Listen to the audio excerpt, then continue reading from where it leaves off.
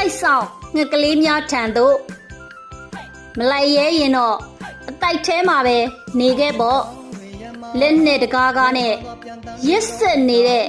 လူတရိတ်ဆန်တချို့ကြောင့်သွေးများချောင်းစီးလို့မြောင်းကြီးမြောင်းငယ်ဖောက်ကြရင်ရုပ်မာကောက်ကျစ်တဲ့လူတရိတ်ဆန်ခွေးအုပ်ရဲ့နှလုံးသားကိုထုံးတုပ်ဆေးချယ်ဘဲခါဖြူမှလဲမုံတိုင်းကရှေးကမွေးတောမီးကပက်လေဝိုင်းမလိုက်ရဲတော့လဲအတိုက်ထဲမှာပဲနေခဲ့ပေါ့ငါတို့သွေးချောင်းမစီးရခင်လူတရိတ်ဆန်ခွေးအုပ်ရဲ့လေချောင်းသွေးနဲ့ခြေဆေးရအောင်အာမန်ကိုယူအတောင်ကိုဖြန့်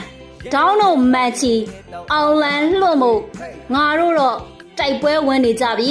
အတိုက်ဆောင်ငှက်ကလေးတို့ရေလွတ်လပ်မှုဆိုတာအတိုက်ထဲမှာပဲစောင့်နေလို့ရမှာမဟုတ်ဘူးအတိုက်ဆောင်ငှက်ကလေးတို့ရေလွတ်လပ်မှုဆိုတာအာနာရှင်စမိတ်စာကိုညီကုန်းချုပ်တိုက်ထုတ်နိုင်မှရလိမ့်မယ်အတိုက်ဆောင်ငှက်ကလေးတို့ဒေါင်းငယ်ခအညာမြေ